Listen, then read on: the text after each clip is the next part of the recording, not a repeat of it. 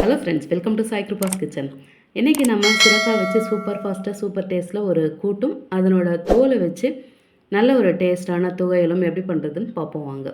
First நம்ம சுரக்காய் கூட்டு ரெடி பண்ணிக்கலாம். ஒரு ப்ரெஷர் பேனில் 3/4 கப்பு கடலைப்பருப்பு சேர்த்து கழுவிட்டு கூடவே 7 8 பல் பூண்டு, 1/2 ஸ்பூன் பெருங்காயத்தூள், 1/2 ஸ்பூன் மஞ்சள் தூள், 1 ஸ்பூன் எண்ணெய், 2 கப்பு தண்ணியை சேர்த்து ஒரு முறை நல்லா கலந்து விட்டு இதை நல்லா வேக வச்சு எடுத்துக்கலாம்.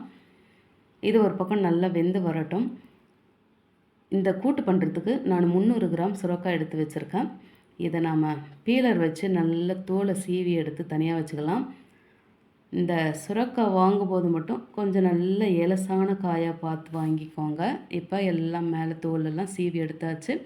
இந்த அளவு தோல் கிடச்சிருக்கு. இதை நம்ம அப்படியே துவையலுக்கு யூஸ் பண்ணிக்கலாம். இந்த காயை பொடி பொடியாக கட் பண்ணி எடுத்துருவோம். அந்த விதை ரொம்ப எலசாக இருந்தால் அப்படியே யூஸ் பண்ணிக்கலாம். ரொம்ப முத்தி இருந்தால் அதை எடுத்து போடுருங்க. இப்போ இதை நம்ம வேண்டிய சைஸில் கட் பண்ணி எடுத்துருவோம். இந்த சைஸில் கட் பண்ணி எடுத்தாச்சு. இதையும் தனியாக வச்சுக்கலாம். இந்த பக்கம் பருப்பு சூப்பராக வெந்து வந்திருக்கு. கூட்டுன்னு சொல்லும்போது ரொம்பவும் குழைய வேக வைக்க வேண்டாம். இந்தளவு வெந்து வந்தால் போதும். இது கூட நீங்கள் துவரம் பருப்பு சேர்க்குறதா இருந்தாலும் சேர்த்துக்கலாம். இது ஒரு பக்கம் தனியாக வச்சுருவோம். மிக்ஸி ஜாரில் 1/4 கப்பு துருவின தேங்காய், 1/2 ஸ்பூன் சோம்பு, கொஞ்சமாக கருவேப்பிலை, 3 பல் பூண்டு சேர்த்து தண்ணி சேர்க்காமல் கொரகொரப்பாக இந்த மாதிரி அரைச்செடுத்து இதையும் தனியாக வச்சுக்கலாம். ஒரு கடாயில் 2 ஸ்பூன் எண்ணெய் விட்டு அதில் 1/2 கப்பு பொடியாக கட் பண்ண வெங்காயம் சேர்த்து இதை லேசாக கலந்து விட்டுருவோம். கூடவே 1/2 கப்பு பொடியாக கட் பண்ண தக்காளி சேர்த்து அதையும் கலந்து விட்டு கட் பண்ணி வச்ச சுரக்காவையும் சேர்த்து அதையும் கலந்து விட்டுக்கலாம்.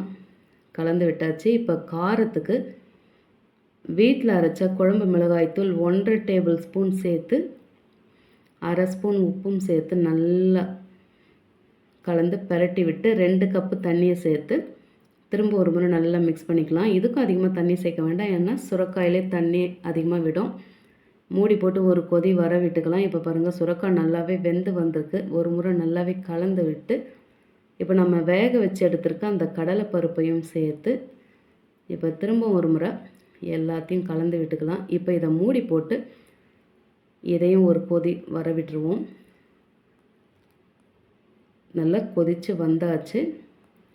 இப்போ ஒரு முறை அடிக்கான நல்லா பரட்டி விட்டு நம்ம அரைச்சி வச்சுருக்க இந்த தேங்காய் பேஸ்ட்டையும் சேர்த்து ஒரு முறை நல்லா கலந்துட்டு இதை நல்லா கொதிக்க வைக்கக்கூடாது. லேசாக கொதித்து வந்தால் போதும். அடுப்பை ரொம்ப ஸ்லோவில் வச்சுட்டு அதுக்கு முன்னாடி திரும்பவும் கொஞ்சமாக கருவேப்பிலை சேர்த்து கலந்து விட்டு இதை மூடி போட்டு லேசாக ஒரு கொதி வர விட்டுருவோம். இந்த பக்கம் தாளிப்பு ரெடி பண்ணிக்கலாம். ஒரு ஃப்ரைங் பேனை சூடு பண்ணி 2 டேபிள் ஸ்பூன் எண்ணெய் விட்டு 1/2 ஸ்பூன் உளுந்து, 1/2 ஸ்பூன் சீரகம், 1/2 ஸ்பூன் கடுகு, 3 காஞ்ச மிளகாய், கொஞ்சமாக பெருங்காயத்தூள் சேர்த்து நல்லா வாசனை வர்ற அளவுக்கு பொரிய விட்டு 3 பல் பூண்டு அப்படியே தோலோடு நசுக்கி சேர்த்துருவோம். 3 சின்ன வெங்காயம் நசுக்கி எடுத்து சேர்த்து கூடவே திரும்பவும் கொஞ்சமாக கருவேப்பிலை சேர்த்து நல்லா இந்த மாதிரி கலர் மாதிரி வாசனையாக வரணும்.